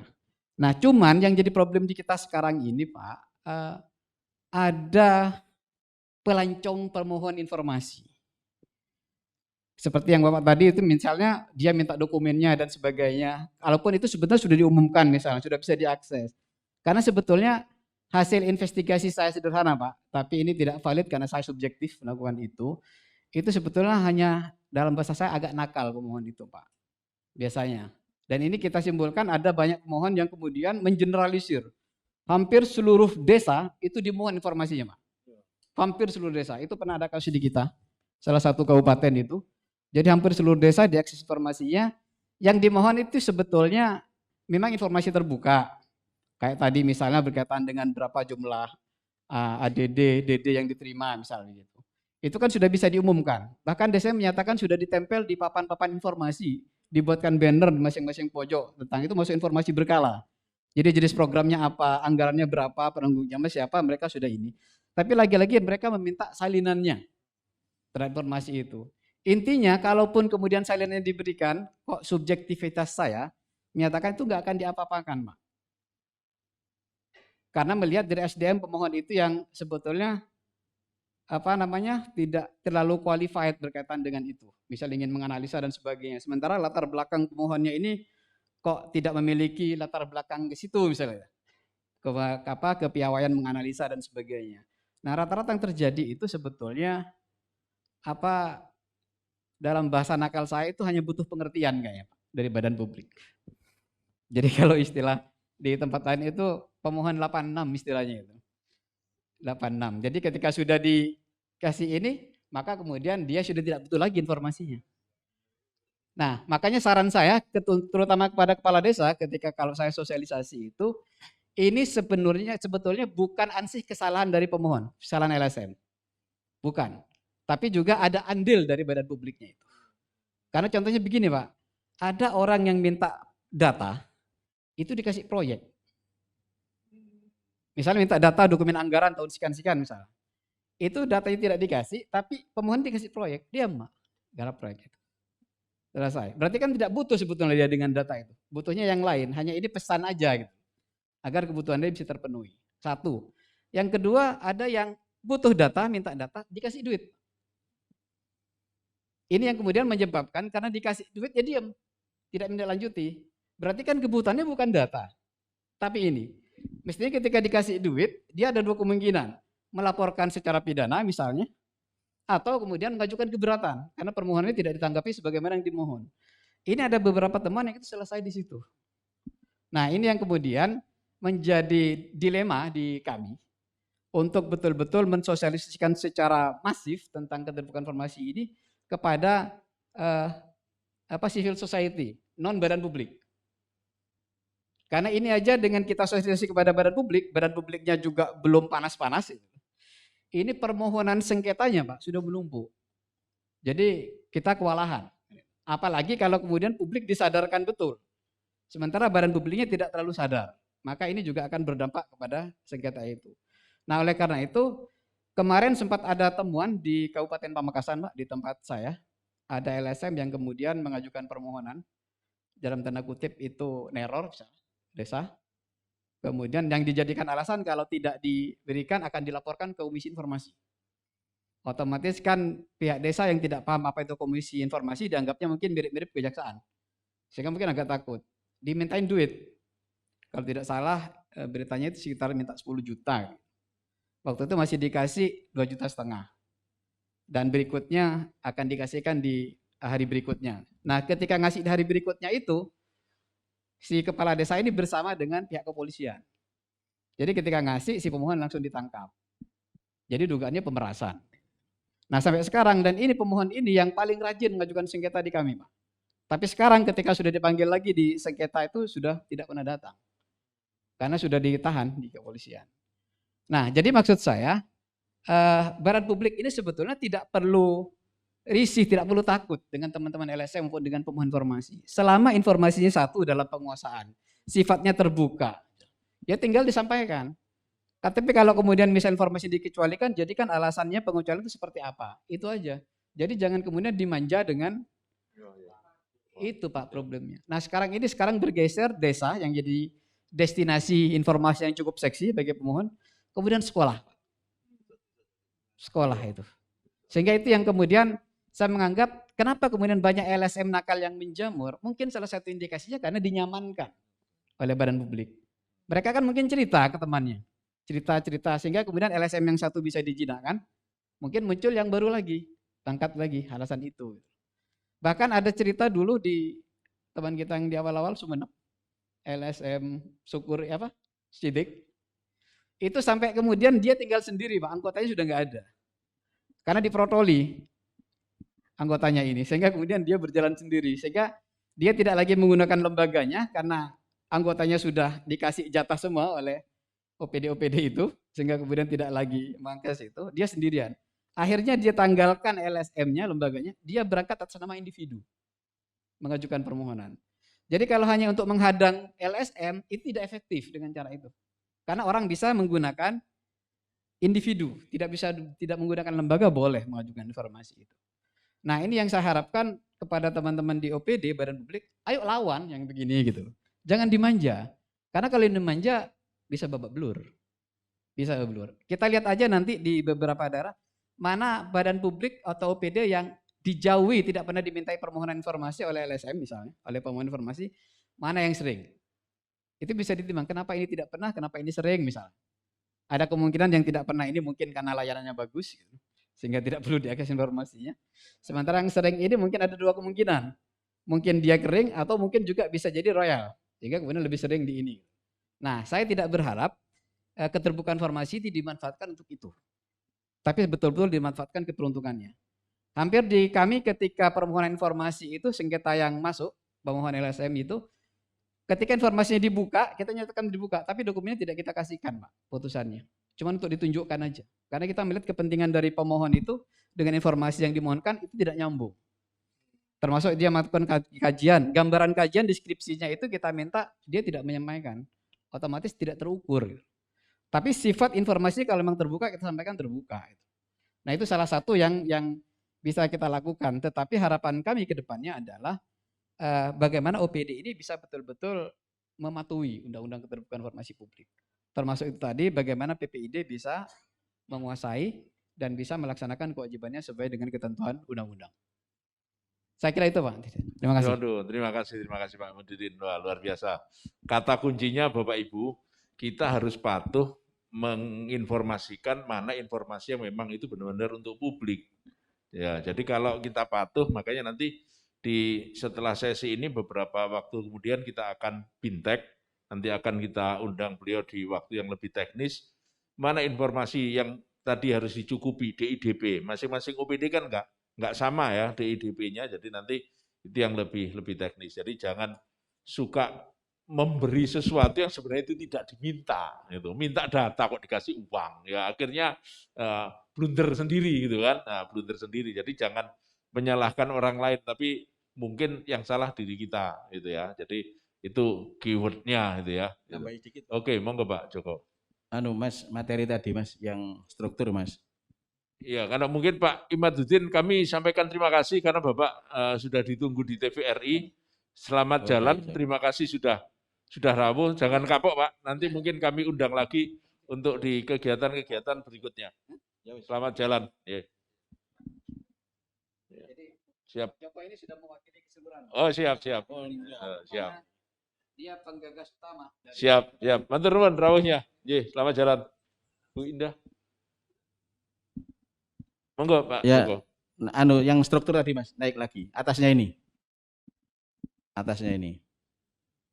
Oh, bukan yang struktur. Terus Mas. Terus lagi. Cukup. Ya, ini. Tadi kan jadi Pak Budi tadi soal PPID. PPID itu dapurnya itu yang ujung merah ini Pak, PPID. Jadi Pak Budi yang ketua PPID nanti, ya yang kerja itu PLID-nya Pak. PLID-nya yang kerja, yang bagian dokumentasi, yang sekretariat itu yang bekerja. Yang menyiapkan konsep, yang mengumpulkan DIDP. Tim pertimbangan itu bukan yang memberikan pertimbangan. Tim pertimbangan itu yang mengesahkan. Informasi ini, jadi kepimpinan OPD kumpul itu sudah bawa DIDP yang 8 tadi itu, dibahas bersama. Satu kabupaten tahu semua. Oh, dinas tenaga kerja yang dikecualikan ini, yang dibuka ini, dinas ini, OPD ini, semua sudah tahu di dok dari satu kabupaten, disimpan oleh PLID yang bidang paling bawah tadi itu Pak. Itu yang menyiapkan materinya, kalau ada apa-apa jawab, Pak Budi tinggal periksa dari sana, berdasarkan DIDP-nya. Nah PPID dapurnya di ujung kiri ini. Pak Sek dapurnya ujung kanan Pak. Tim fasilitasi. Tim fasilitasi kalau ada sengketa, ketuanya dijabat oleh ketua PPID, tim fasilitasi itu. Wakilnya bagian hukum, Pak. Bagian hukum. Jadi kalau ada yang ke Pak Sek, bukan Pak Sek yang kerja. Setelah komunikasi, kan Pak Budi sudah tahu di PPID kan prosesnya kayak apa pemohon ini. Maka melanjutkan itu bersama bagian hukum, rapat. Ini ada keberatan kayak begini. Pak Sek dilapori aja ada keberatan Pak. Habis laporan ke Pak Sek, teknis kerjanya, setelah selesai tunjukkan Pak Sek lagi. Pak kira-kira nanti tanggapan kita seperti ini. Nah, tetap yang tanda tangan Pak Sek, karena kan atasan pimpinannya Pak Sek. Jadi kinerjanya seperti itu, bukan kita buat sendiri, tapi sudah distrukturkan di sana.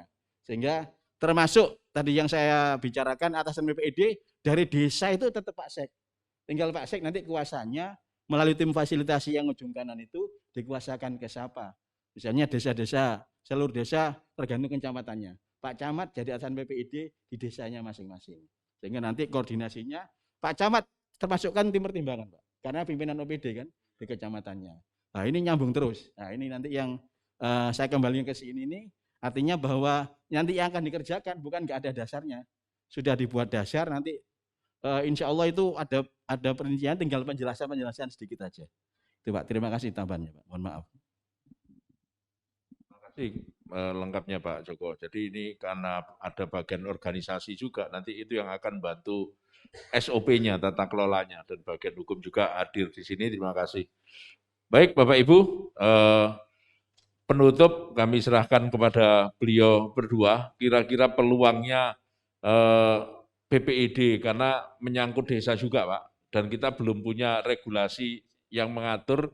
Tadi disampaikan, monggo Pak, dari narasumber itu kan dari undang-undang itu potul gitu ya, sampai ke bawah tidak ada. Peluangnya kita membuat perda seperti apa Pak? Sebagai dasar cantolan kita, jangan sampai nanti ya desa tadi yang disampaikan jadi sasaran pertanyaan, tapi kita belum punya tata kelola. Dipersilakan Pak Mujib. Terima kasih Pak Budi. Assalamualaikum warahmatullahi wabarakatuh. Selamat siang, salam sejahtera bagi kita semua. Bismillah, alhamdulillah, la khaula wa la quwata illa billah. Amma ba'du, yang saya hormati Bapak Budi Raharjo sebagai Kepala Dinas Kominfo, yang saya hormati Bapak Imanuddin selaku Ketua KI Jawa Timur, dan Pak Joko, serta yang saya hormati pula Pak Haji Mustajab, rekan saya, anggota Komisi 3. Jadi langsung saja terkait mukadimah sudah ikut tadi Pak Joko sama Pak Imanuddin. Jadi banyak sekali yang sudah disampaikan oleh narasumber dari KI Jawa Timur tadi, Bapak Ibu sekalian. Intinya sebagai fungsi kami selaku Badan Pembentukan Peraturan Daerah DPRD Kabupaten Gresik, ini sangat pas sekali terkait FGD pada siang hari ini. Yang mana ini masih barang baru Pak Budi, sehingga regulasi yang sudah disampaikan tadi di pemerintah Kabupaten Gresik monggo ditata.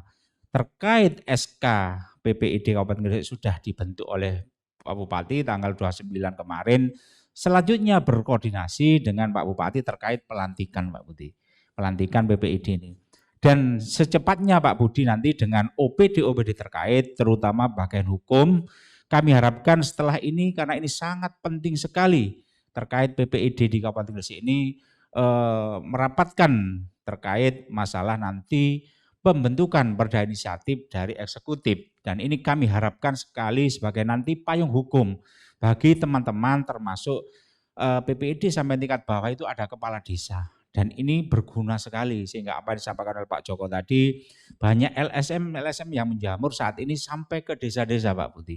Dan banyak keluhan-keluhan dari kepala desa karena minimnya informasi terkait PPID ini, mana data yang perlu disampaikan secara terbuka, mana data yang perlu disampaikan secara tertutup, sehingga nanti koordinasi yang pas antara kepala desa dengan PMD dengan Pak Budi, saya kira jawaban itu sama dan sudah terorganisir dengan baik oleh Kominfo. Itu harapan kami seperti itu Pak Budi, sehingga masih ada waktu terkait pembahasan perda di tahap kedua di DPRD nanti dimulai bulan 7 dan sampai Desember, maka secepatnya terkait perda inisiatif.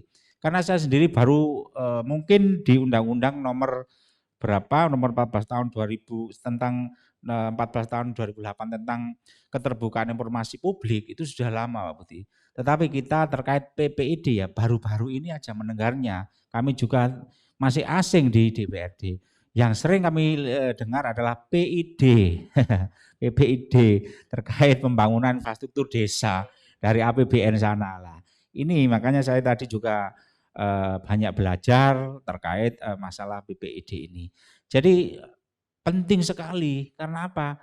Dengan adanya Undang-Undang Nomor 14 2008 ini kan wajib bagi kita Pak, pejabat publik terkait kebutuhan informasi publik. Nah, sehingga tidak dimanfaatkan oleh pihak-pihak yang bertanggung jawab dalam rangka memeras kita sebagai pejabat. Betul sekali. Kita awali nanti kita satu tujuan terkait informasi ini PPIB dan kita seragam, tidak usah mengasih terkait mereka-mereka yang ada di bawah dan kita jelaskan kalau seragam Pak Budi. Tapi itu perlu bintek, juga perlu pemahaman kepada kepala-kepala desa, kepala OPD dengan hal itu tadi. Sehingga harapan kami sebagai fungsi Bapemperda, Badan Pembentukan Daerah ini secepatnya.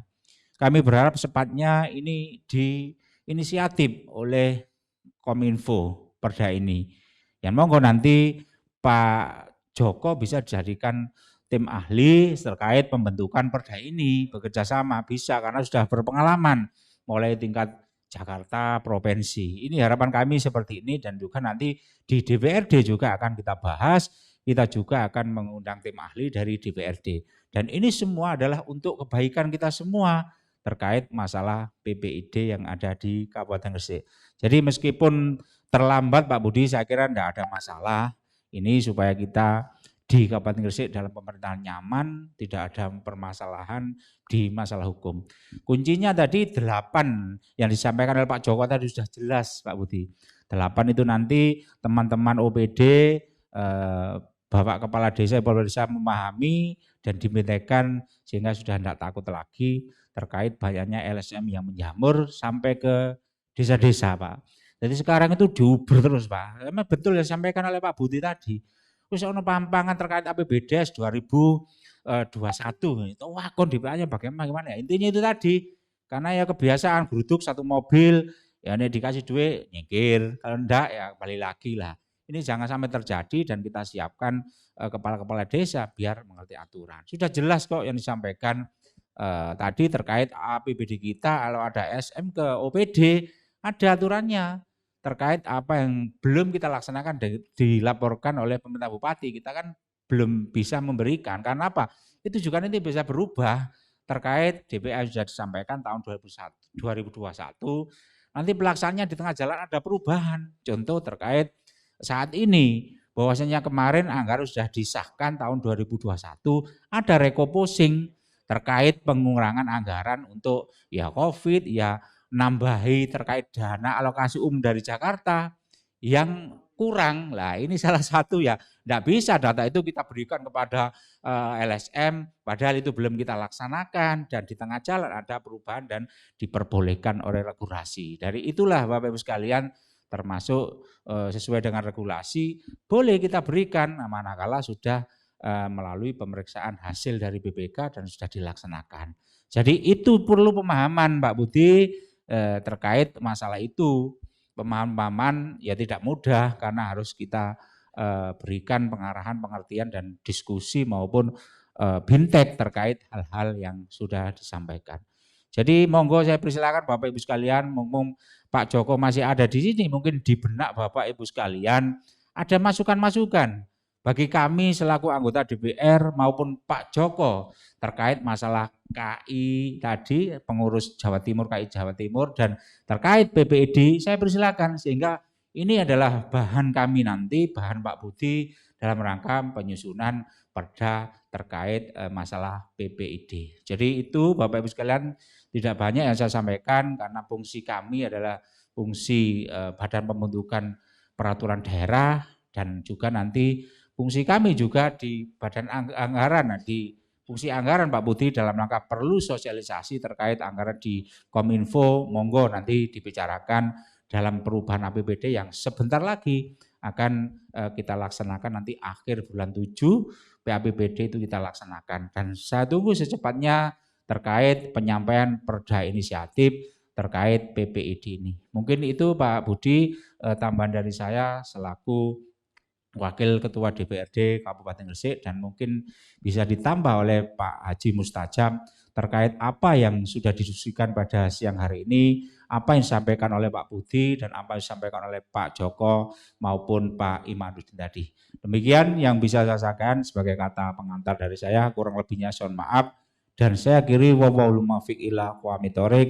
Wassalamualaikum warahmatullahi wabarakatuh. Monggo Pak Mustajab penutupnya. Tepuk tangan dulu supaya enggak ngantuk. Nah, aplaus. Ini kelihatannya kok tegang setelah mendengarkan paparan beliau-beliau tadi ya terkait dengan apa namanya PPID. Baik, assalamualaikum warahmatullahi wabarakatuh. Bismillah, alhamdulillah, wassalatu wassalamu ala rasulillah, la haula wala quwata illa billah, ma ba'd. Yang kami hormati senior saya ini, Pak Joko, kemudian Pak Budi, Kepala Dinas Kominfo, pimpinan saya, Wakil Pimpinan Pak Mujib Ridwan yang kami hormati, dan Bapak Ibu sekalian, pemegang PPID semua ini, kira-kira seperti itu ya. Alhamdulillah kita siang hari ini sepertinya luar biasa mendapatkan ilmu dan alhamdulillah kita juga hari ini kita diberi kesehatan sehingga kita bisa mengikuti kegiatan Dinas Kominfo yang diselenggarakan di majelis di hotel ini. Bapak Ibu sekalian kami hormati, kita bicara PPID ini setelah saya baca-baca ini betul Pak Mujib yang disampaikan ini memang baru, ilmu baru. Karena selama ini kita kalau membahas di DPR dengan OPD itu belum pernah melihat anggaran terkait dengan PPID. Jadi berarti PPID di Gresik selama ini memang belum terbentuk kan begitu. Karena belum ada SK-nya Pak Bupati dan padahal undang-undangnya sudah ada, undang-undang sudah lama, tetapi karena pedoman teknisnya ini yang tadi sudah sampaikan beliau, ya Pak Joko sama Pak Imaduddin tadi, yang masih belum jelas pedoman teknisnya, sehingga siapa yang menjadi pejabat PPID ini kan masih belum jelas. Nah tadi kita ngobrol-ngobrol dengan Pak Budi di meja di bawah tadi sebelum kita mulai, ini masukan bagi DPR, kita kalau memang ini pedoman teknisnya belum ada, kemudian tapi sementara ini pakai SE ya Pak Budi ya, SE Bupati, yang sekarang ini kan Bupati dulu kan masih sebenarnya belum berani memberikan kepastian Pak, karena melihat bahayanya PPID ini kok serem begitu ya tadi ya, kalau kita melihat karena apa? Karena informasi nanti yang kita berikan kepada publik ini kan juga kita harus hati-hati. Tidak boleh sembarangan. Ketika kita berikan informasi, kemudian nanti melonjak minta dokumen. Tadi yang banyak sudah disampaikan. Lah kalau dokumen itu sudah diminta ini kan menjadi apa namanya? Menjadi kehati-hatian kita untuk memberikan. Karena nanti bisa salah dan bisa berbahaya. Oleh karena itu saya setuju dengan beliau tadi Pak Mujib menyampaikan, jadi ini supaya muatan lokalnya itu kuat untuk mengatur di daerah, maka saya tadi ngomong, kita perlu ada perda ini Pak sepertinya. Nah perda ini bisa inisiatif DPR atau nanti dari eksekutif yang mengajukan. Soalnya ini di sini kan jelas di Undang-Undang Nomor 14 itu 2008. Hak publik itu untuk mendapatkan informasi itu akurat, jelas di undang-undang itu. Jadi haknya publik untuk mendapatkan informasi terkait dengan apa namanya, apa yang menjadi kebijakan, kemudian anggaran, kemudian apa yang kita lakukan di pemerintahan itu kan nanti juga mana yang boleh diinformasikan kepada masyarakat atau pada publik, mana yang tidak boleh. Maka tata kelolanya apa itu ada informasi yang terkecuali kan begitu, yang tidak harus diinformasikannya begitu Pak Joko ya, kira-kira seperti itu. Jadi di DPR saya dengan Pak Mujib ini sebagai masukan, nanti kita akan bicara dengan pimpinan ya supaya ini menjadi apa namanya pembahasan di DPR, apakah ini nanti menjadi inisiatif DPR atau nanti kita dorong juga eksekutif atau yang mengajukan perdanya supaya ini betul-betul di daerah kita ini terlindungi oleh regulasi yang jelas. Kalau yang lain saya browsing-browsing itu masih belum ada daerah lain yang apa perdanya terkait dengan PPID ya Pak Joko ya, belum ada ya. Tapi di Blitar itu sudah berani menyampaikan terkait dengan DPA ya Pak ya, melalui DBPKAD kalau saya baca itu. Nah kita ini juga harus berhati-hati terkait dengan memberikan informasi. Karena apa namanya di undang-undang ini dilahirkan, ya Undang-Undang Nomor 2008 ini dengan tujuan untuk mewujudkan pemerintahan yang baik dan bertanggung jawab, gitu, melalui penerapan prinsip akuntabilitas dan transparansi lah. Ini kan yang paling penting. Kemudian siapa yang wajib menjalankan di undang-undang ini, siapa yang wajib menjalankan adalah badan publik. Nah, badan publik ini kan bisa eksekutif, bisa legislatif, ya Pak ya. Tapi legislatif kan akan apa melalui Sekwan. Sekwan nanti informasi-informasi di DPR itu juga akan disampaikan. Nah ini kan sekarang ini sudah di Gresik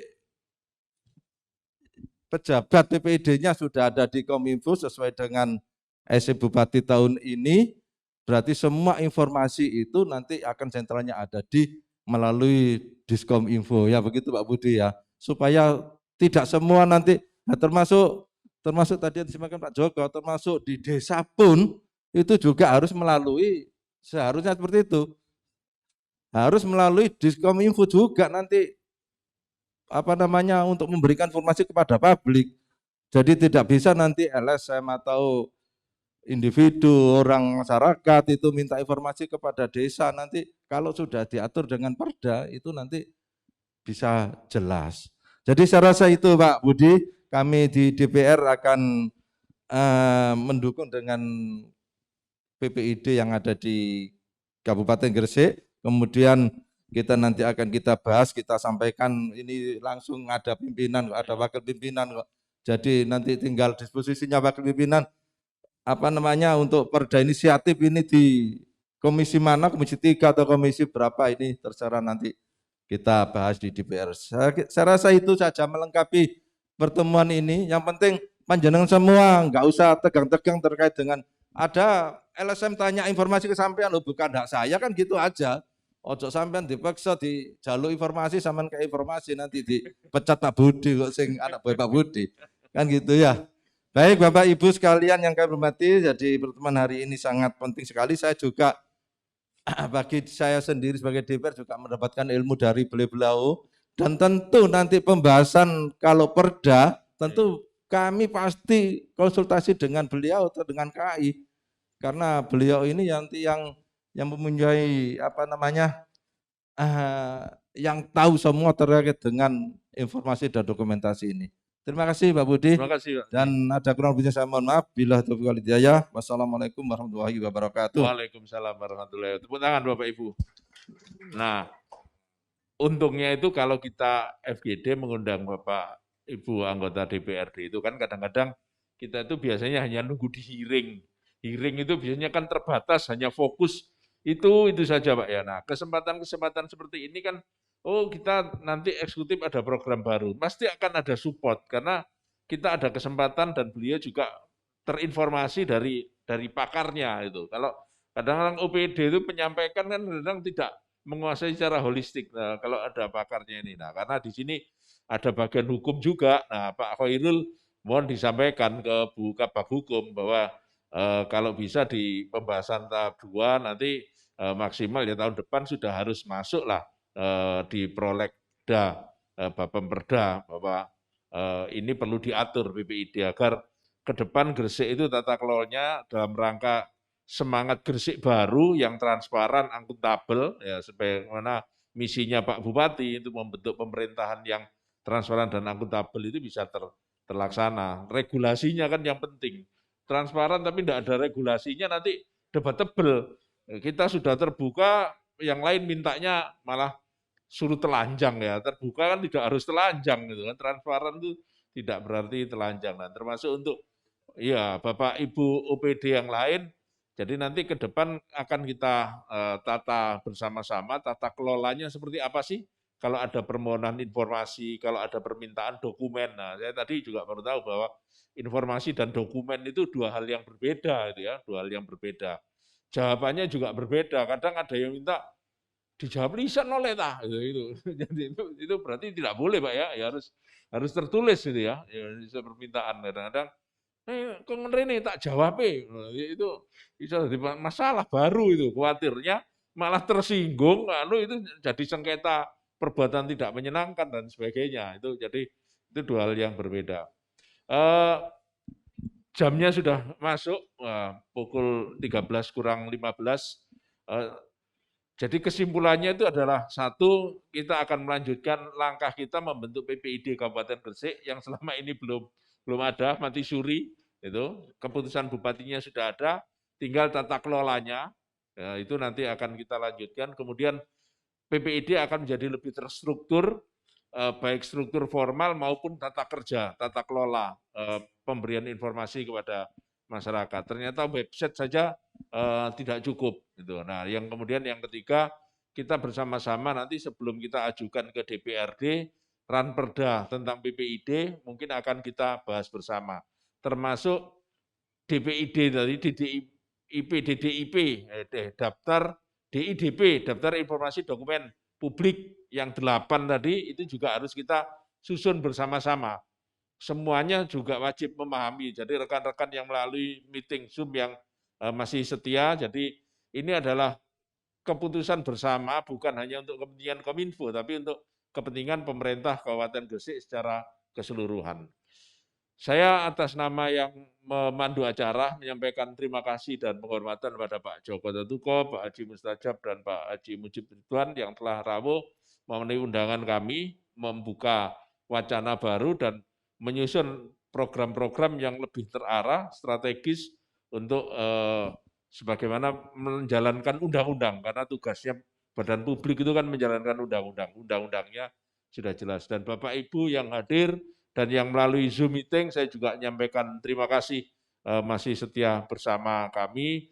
Kami mohon maaf Pak, kalau ada hal-hal yang kurang berkenan semata karena keterbatasan kami dalam manajemen kegiatan ini. Tapi insya Allah ini akan berlanjut, termasuk dari saran dari Pak Mujib, Pak Mustajab, bahwa Pak Joko ini nanti akan insya Allah kita hire untuk tim ahlinya Ranperda Pak. Ya, tim ahlinya Ranperda. Termasuk daerah tadi yang sudah disarankan, yang sudah punya itu kota Yogyakarta, ya Kabupaten Blitar atau Kota Blitar, ya nanti kita akan studi tiru di sana. Tapi kita sesuaikan dengan konteks lokal Kabupaten Gresik.